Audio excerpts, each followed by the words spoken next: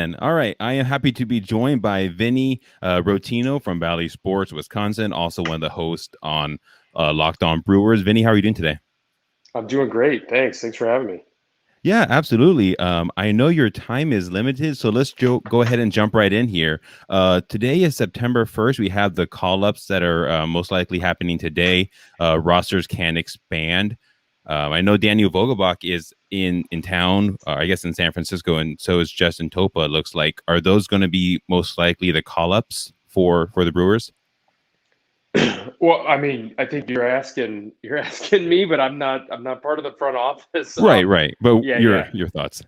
Yeah. Oh, yeah. My thoughts on that. I think that those are definitely the right two guys to call up. I think Topa has shown the ability to get outs at the major league level. Last year, he had a really good run.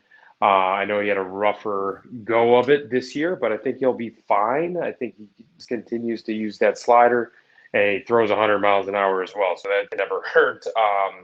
And then Vogelbach will give the team a really good at bat off the bench. He's going to be pivotal, I think, in the playoffs in terms of given that really good at bat ability to give a quality at bat, pinch hit. So I think both those are really good additions if they call those two guys up. For sure, and I completely agree with you. We can always use reliever depth, especially heading down that final stretch. The Brewers are in a really good spot. I think they have a 9-10 game lead in the division currently. Heading into this final month of the season, what are some things you're looking for from this team heading into the final few weeks of the season? I got to tell you that I'm not looking for anything. This team is Okay, playing unbelievable. This team is just hitting on all cylinders. yeah, Their offense is finally come around. There's not an out in this lineup at this point currently, right? I mean, there's not a guy that the opposing pitching staff can really kind of rest their laurels and just kind of execute pitches, and they're going to be out. And there's not a guy in this lineup right now that is that for opposing pitching staffs. I mean, these guys all battle. They all um, give a quality at bat. They know what a ball looks like. They know what a strike looks like. And not only that, they can do damage. A lot of these guys, like Colton Wong, is coming into some power. I mean, this guy's got 34 extra base hits and 360 plate appearances at this point. I mean, he's going to shatter his previous extra base hit career high. I mean, there's a whole month of the season left, so there's guys like that up and down the lineup. And the pitching has been so good all year that I think that'll just continue to be a strong point. I didn't think we thought the bullpen would be as good as they are, especially with guys like Brad Boxberger wasn't even on the roster originally um, at the start of the season, and then guys like Jake Cousins emerging, and then as well as Hunter Strickland emerging as well. So I mean, and then Devin Williams and Josh Hader are continuing to just be dominant at the back. I mean, so I see a World Series title coming from this club just because, man, I don't see a weak spot in the lineup. Obviously, all bets are off once you start the playoffs, but man, this team looks good, and I am really excited about it. yeah, it's funny you say that, and I agree with you for the most part. I don't think there's really a weak link in this team in the rotation. Starting rotation is obviously really good. Our top three starters, hopefully with Peralta, getting healthy and everything, being 100% with him. I think this team matches up well with any team that they'll see in the playoffs.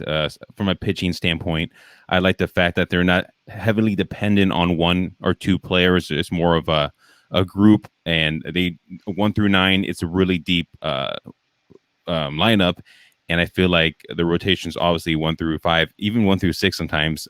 The way Council kind of does things here and there. And speaking of Council and the front office and what they've done, like you mentioned, these relievers that we picked up here and there. At the time of the Hunter Strickland move, I didn't think it was going to be that big of an impact move, and it ended up being a huge. He's been a huge impact for this team so far. Um, I feel like this front office doesn't get enough credit for everything that they do, the moves that they make, the small moves. I feel like they've been hitting on all cylinders this whole season and in the past off season.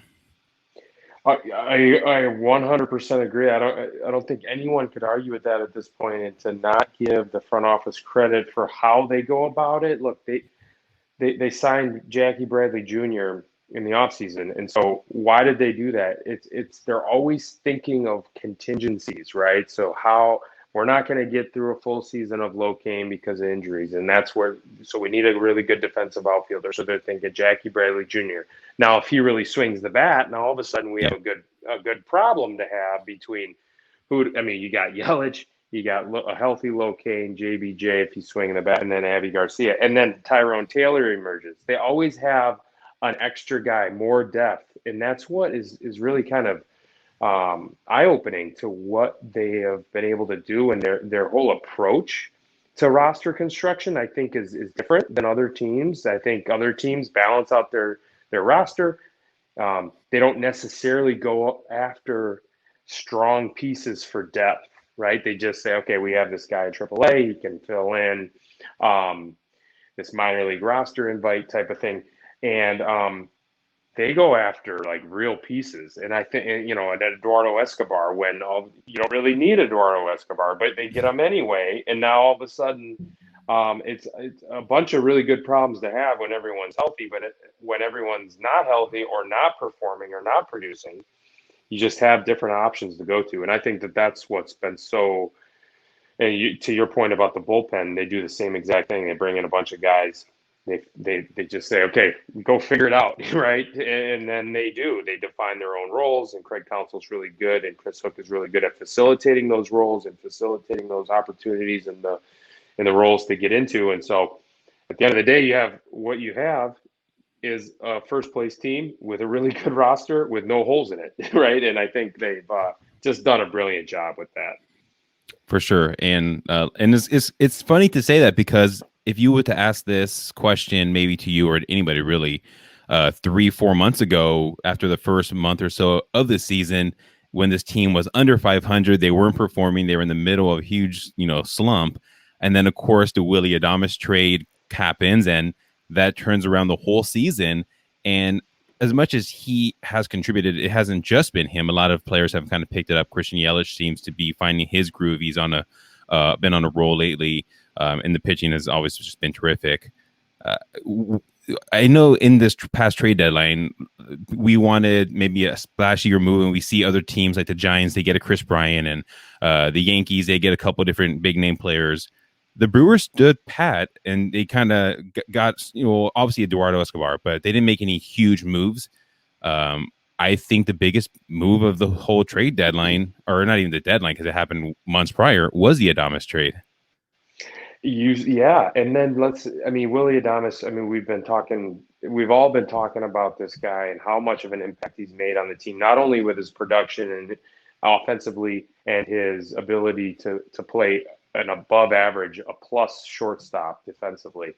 So obviously those are the two main glaring things in terms of his addition, but like under the radar type of impact that he's made on this team is his leadership, his energy he brings every single day. I played with guys like this, like that are just brought it every single day, wanted to win every single day. They lift you up. It's contagious, right?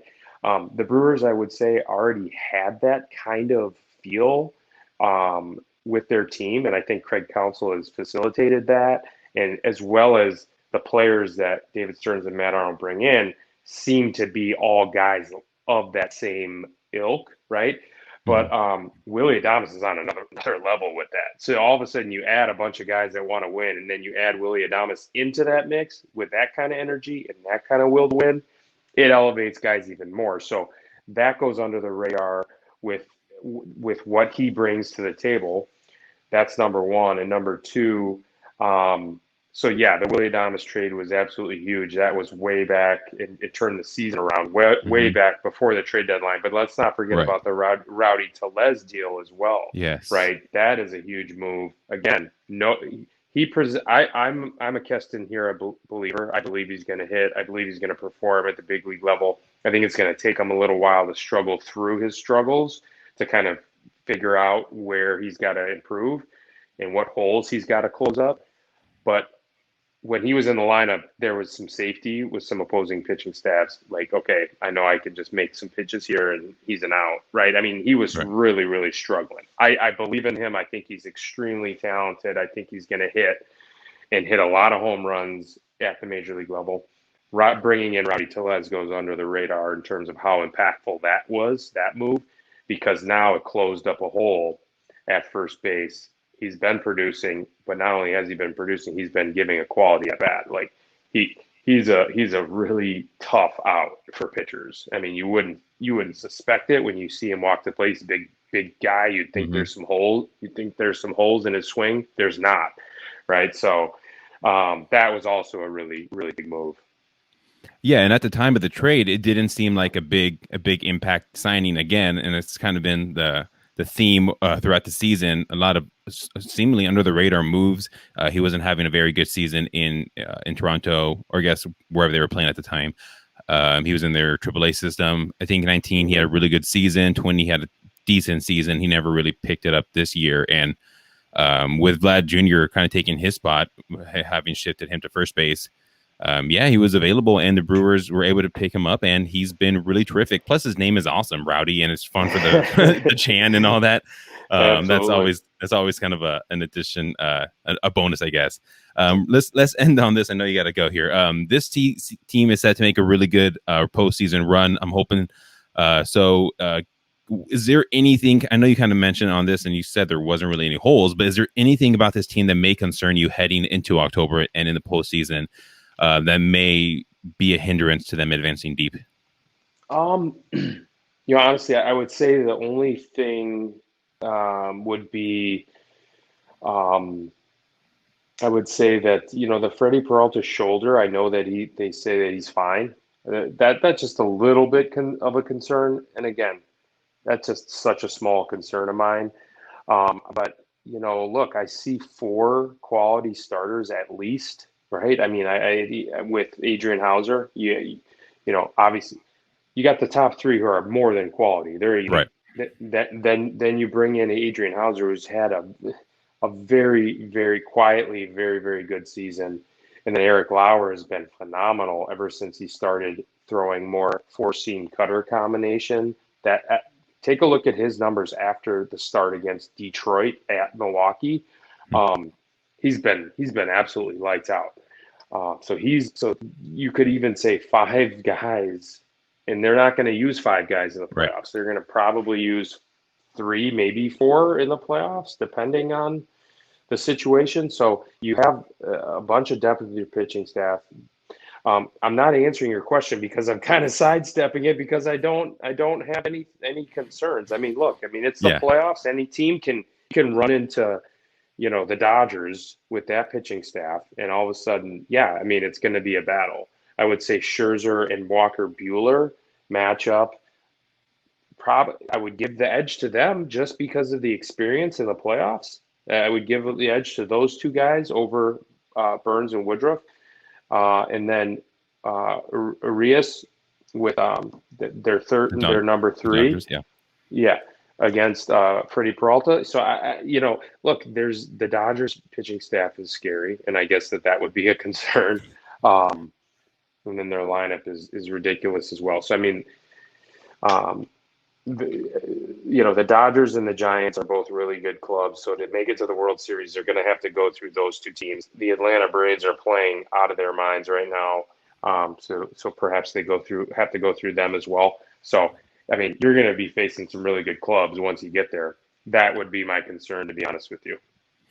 And I agree. And you didn't even mention Ashby and what he can bring to the table.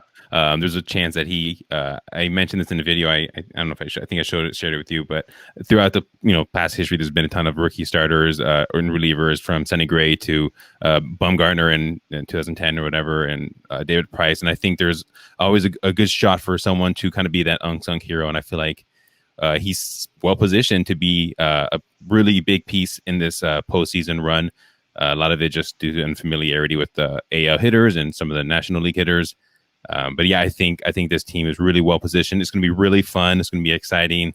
I think Milwaukee is having a really good moment with the Bucks winning. The Brewers having a shot to do the same. Packers, obviously, they're not in Milwaukee, but Wisconsin in general. It's going to be a really fun next couple of weeks, and I'm definitely looking forward to it. But thanks for coming on. I do appreciate it. I will try to have you come on another time, maybe when the postseason starts or something like that, and we can talk Yeah. about this a little bit further. But I do appreciate you, Vinny. We can obviously find you on Valley Sports. Enjoy your rest of your day, okay? Yeah, for sure. Have me on anytime. Would love to. I appreciate it. Thanks. All right. You have a great rest of your day.